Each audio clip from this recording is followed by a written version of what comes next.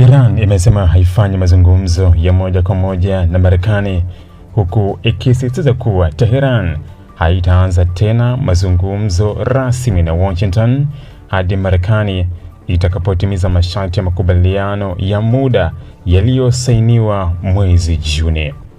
Waziri wa mambo ya nje wa Iran Abbas Araghchi amesema hii leo Jumapili Agosti 9 mwaka 2026 kuwa licha ya kutokuwepo kwa mazungumzo ya moja kwa moja kati ya pande hizo mbili, mawasiliano bado yanaendelea kupitia wapatanishi. Kauli hiyo inaonyesha kuwa ingawa njia rasmi ya mazungumzo kati ya Iran na Marekani bado imekwama, Tehran haijakata kabisa njia za kidiplomasia zinazoweza kutumika kufikisha ujumbe kutoka upande mmoja kwenda mwingine. Araghchi amesema Iran haiwezi kuanza mazungumzo mapya wakati Washington bado inakiuka masharti ya makubaliano ya muda yaliyofikiwa mwezi Juni. Kwa mujibu wa msimamo wa Tehran, Marekani inapaswa kwanza kutekeleza ahadi zake kabla ya Iran kurejea kwenye meza ya mazungumzo ya moja kwa moja. Kauli hiyo inakuja wakati mvutano kati ya Iran na Marekani ukiendelea kuwa mkubwa, hasa kutokana na mzozo unaohusu usafirishaji wa meli na mafuta katika mlango wa bahari wa Hormuz. Njia hiyo ya kimkakati imekuwa moja ya maeneo makuu ya mzozo kutokana na umuhimu wake katika usafirishaji wa mafuta kutoka eneo la Ghuba kuelekea masoko ya kimataifa. Katika hatua nyingine, Araghchi amesema kuwa makubaliano ya Iran na Oman kuhusu mlango wa Hormuz yako katika hatua za mwisho. Hata hivyo, amesema makubaliano hayo hayamaanishi kwamba Iran imekubali kufungua tena njia hiyo ya kimkakati kwa meli mara moja. Badala yake, amesema makubaliano kati ya Tehran na Muscat yatalenga kuweka utaratibu mpya wa njia za usafirishaji ambazo meli zitatumia endapo masharti mengine yanayotakiwa na Iran yatatimizwa na Marekani, na hivyo kuruhusu mlango huo kufunguliwa tena kwa usafiri wa kawaida. Kwa mujibu wa Araghchi, suala la Hormuz kwa sasa linaunganishwa moja kwa moja na masharti mapana zaidi ya kisiasa na kiusalama yanayohusu Marekani.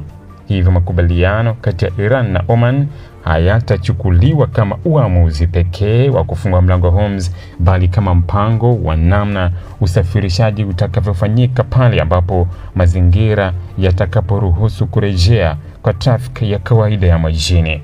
Oman imekuwa na nafasi muhimu katika mawasiliano kati ya Iran na mataifa Magharibi kutokana na historia yake ya kuwa mpatanishi katika migogoro ya Mashariki ya Kati.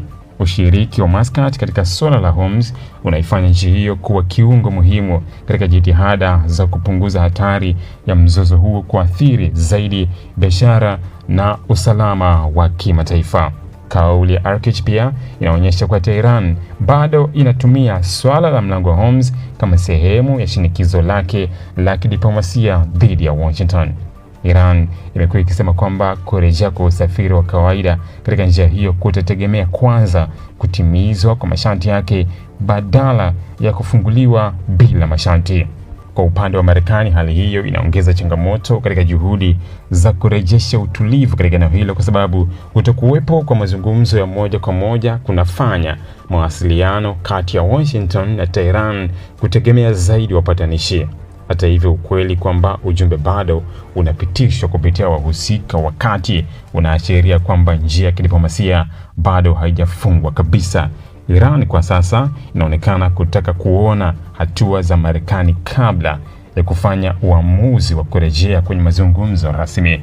Tehran imeongeza kuwa haiwezi kuendelea na mchakato wa mazungumzo huku ikiona kuwa makubaliano yaliyopo yanakiukwa na upande wa Marekani.